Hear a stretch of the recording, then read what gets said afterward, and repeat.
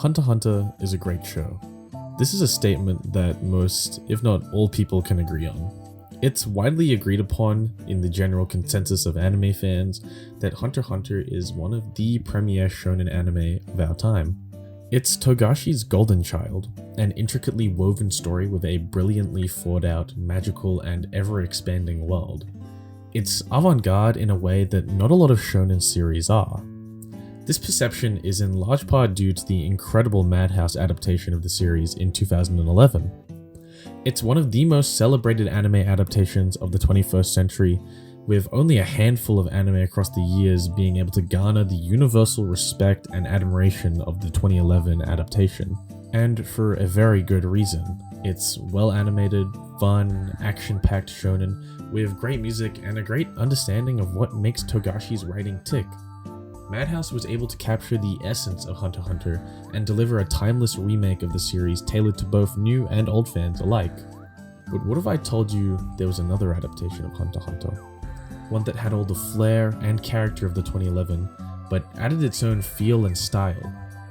I'm talking about the 1999 adaptation.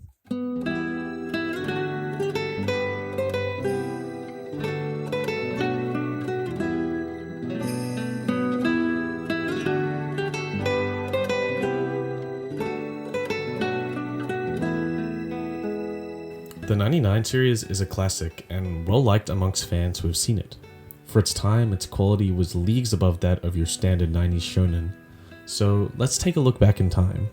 What made Hunter x Hunter so successful and why the 99 adaptation was so good. This is Hunter x Hunter's best kept secret.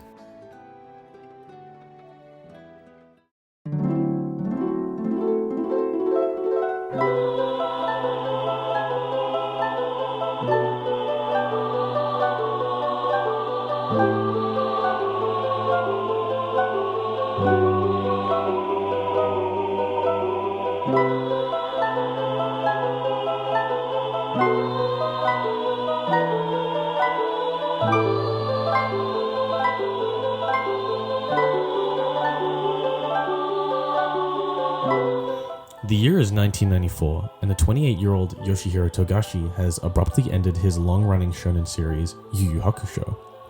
Relieved, Togashi would reveal his struggles that he faced during the creation of YYH, specifically relating to his mental and physical health, and really the strain that the intense manga work schedule put on him and the series. This was revealed in an interview he did shortly after the end of YYH, where a lot of Togashi's mental anguish from writing came out. If I'm honest, I'm feeling a great relief and pleasure at the thought that I've finally been able to finish Yu Yu Hakusho. I didn't have the strength physically and mentally to keep doing the same thing over and over, so I went ahead and did what I had always wanted to do. If I ever manage to have a long serialization in Jump, I will end it on my own terms. In the meantime, after Yu Yu Hakusho, Togashi did what he wanted to, caught up on life and his hobbies. He even published a manga called Level E during this time. However, in March of 1998, Togashi would release Hunter x Hunter. Inspired by his hobby of collecting various objects, Togashi was given complete creative liberty to do whatever he wanted with as much time as he needed. So Togashi published the first chapters of Hunter x Hunter.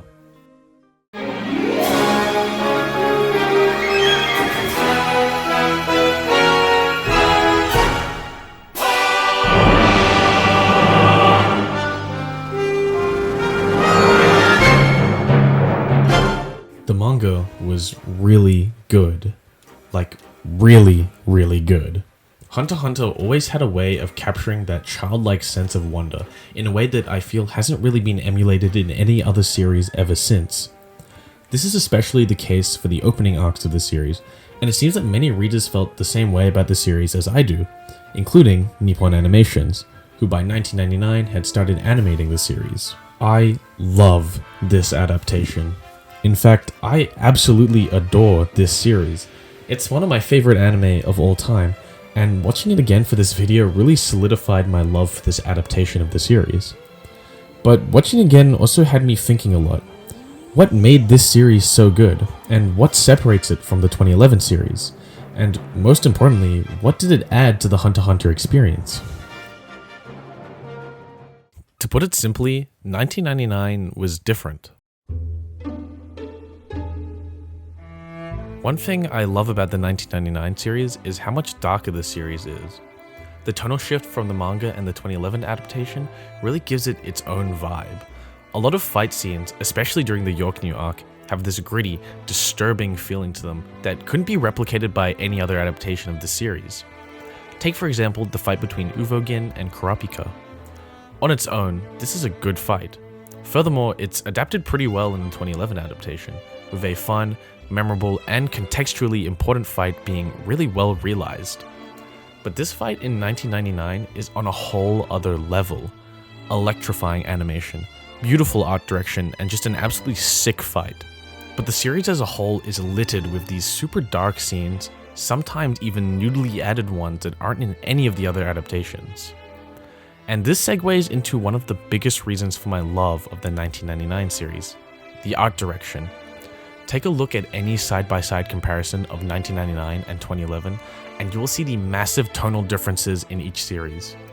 Most importantly, how much darker and more visceral the colors are in the 1999 series. This is done best really in the York New City arc. This more visually dark tone of the series really fits the York New arc to a T, and as a whole, with its crime-centric plot and significant shift in tone from the earlier arcs in the series, it's one of the best done in the 1999 adaptation.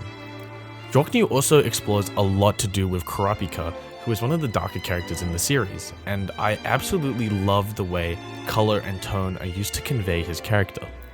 Kurapika is always shrouded in this air of mystery, but 1999 really elevates his character to a whole nother level. It's not that the other adaptations did a bad job, but they simply weren't able to capture the same energy that they were able to in 1999. Subsequently, the 99 series has far more muted color palette that suits this tone. Colors are less vibrant, shades just a little darker. All of this helps contribute to a more mature, slightly more serious series. One part of the show where this really flourishes are in the 1999 exclusive scenes.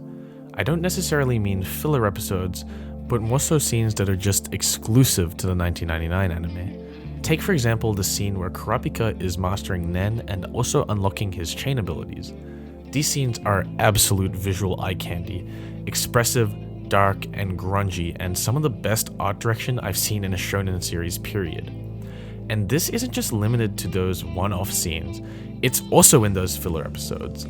I have to say, 1999 is one of the few anime where I genuinely enjoy the filler. Take for example episodes 18 to 20, specifically the scene where Kurapika burns the Kurta clan ship. It's one of the most memorable scenes for me in Hunter x Hunter, where you can see quite a lot of the visual style of the series come out. The 99 series charm, in my opinion, comes a lot from its own filler. If you're like me and get a weird sense of nostalgia from a series having filler in it, the 99 series is going to be a real treat. I'm a big fan of a lot of filler in this series, especially with some of the mixed/canon episodes. It makes it feel like its own entity and for better or for worse slows down the pace of the series. Personally, I really like the filler. One of my biggest gripes with the 2011 series is how rushed the early parts of the series felt, especially during the Hunter exam. In the same sort of way that Fullmetal Alchemist Brotherhood kind of felt like it was rushing past the content that people were already familiar with so that they could get to the parts that people hadn't seen yet. For that, it feels as though the 1999 series takes a more labored approach to the earlier parts of the series, letting the audience take a step back and kind of smell the roses. This more methodical approach really separates the 1999 series from the 2011 one. This is not to say that one is necessarily better than the other, just that the 1999 series' more slow-paced approach may suit some audiences better. I like the more detailed approach of the 1999 series just because I happen to have a lot of love for the earlier arcs of Hunter x Hunter, York New being my favorite of them. One part where the 99 series does seem to falter in comparison to 2011 is 100% its shortened length, due to the hiatus of Togashi, but the amount of series that is covered in Hunter x Hunter 1999 is, in my opinion, quality content. But what about some of the finer details of the series? The music, the audio quality, and the animation. Starting with the music, it's good, like really good, especially for a show of its time. In fact, some of the songs on this track are just really, really pretty. Mainly Kurapika's theme and the ending theme song Kaze no Uta, which are just really great pieces of music. Obviously, I'm a little bit biased. I love the retro sound that the OST has. It's akin to a lot of other old 90s shonens, which is something I actually find really charming about the series. A lot of tracks have this synthy funk bass lines mixed in with East Asian influenced flutes and drums. I don't know, I just think it's really cool, and don't get me started on the opening theme songs. Ohio is a certified hood classic. It's fun, upbeat J-pop tune that really gets the vibes going, especially for the earlier parts of the series. On a bit of a side note, there is a unreleased harmonica version of Ohio that plays in the anime, and I absolutely adore it, and I've been searching for a clean version for years. The second opening song is unironically such a headbanger. The grunge instrumentation and the screaming emotional vocals really fit the York New vibe. The 1999 soundtrack is well made, maybe not the best, but its highs are really high, with some genuine creative flourish and an interesting style. One thing that might throw people off about the series is some of the eccentricities that come with its time period. The strange and silly sound effects and sound cues that are used in the series. While I can totally see how something like this could contribute to someone's dislike of the series, I really don't mind these oral cues. In fact, to an extent, I actually find them quite endearing. Sort of in the same way that you would find a poorly drawn picture by a child endearing.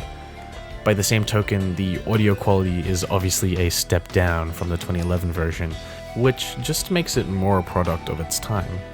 If you can get past the poor audio quality, and God forbid you watch it in English dub, you will find a genuinely pleasant oral experience out of the Hunter x Hunter 1999 series. One place where the 99 series seems to be objectively worse than the 2011 series is in its animation, but even this is only partially true. The 2011 series has a level of finesse to it, a slickness in its animation that makes it a sight for sore eyes. The 1999 version is rough to say the least, which is to be expected of a 90s shonen series, but this criticism, while having merit, is not necessarily conducive of what the animation in the series has to offer. Every once in a while, the series will treat you to some completely unexpected visual sakuga, eye candy that has an amazing flow to it. Animation so smooth that it looks like something Hideaki Anno would animate. This is, from me, just a little bit of hyperbole, but sometimes the animation in this series really does surprise me. Besides, the animation alone is not what makes the actual animation of the series so intriguing. While everyone loves a good, well-animated scene, the 1999 series' real strength lies in its strong visual and art direction, color, and tone. Aspects of the animation process that are sometimes sorely overlooked. There are also other aspects of the animation that are done differently, not necessarily better, but add a different layer of flair to the scene. For example, camera angles and shot choices between the series. Depending on which series you are watching, the pace or tone of a fight can be completely different. Take into account the choreography and style of the fight and how that differs from adaptation to adaptation. I find that people are far too quick to point out the obvious visual inferiority of the 1999 and write it off as outdated. But there's a lot of underlying substance to the Hunter x Hunter 1999 that is criminally overlooked in my opinion. Not to mention that there is an undeniable vibe to the 1999 anime, something that is characteristic nowadays of a lot of older shonen. The graininess and lower quality of the animation, in a way, adds to the charm of the animation. To be honest, I could go on about how much I love Hunter x Hunter and its various adaptations forever, especially the 1999, but it's here where I have to address some of my biases.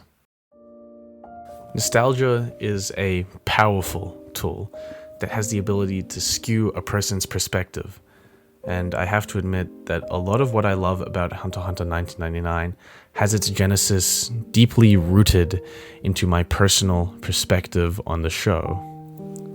The 1999 series was one of the first anime I ever watched, and it was definitely the first long-running shonens I ever watched, and for that it holds a truly special place in my heart.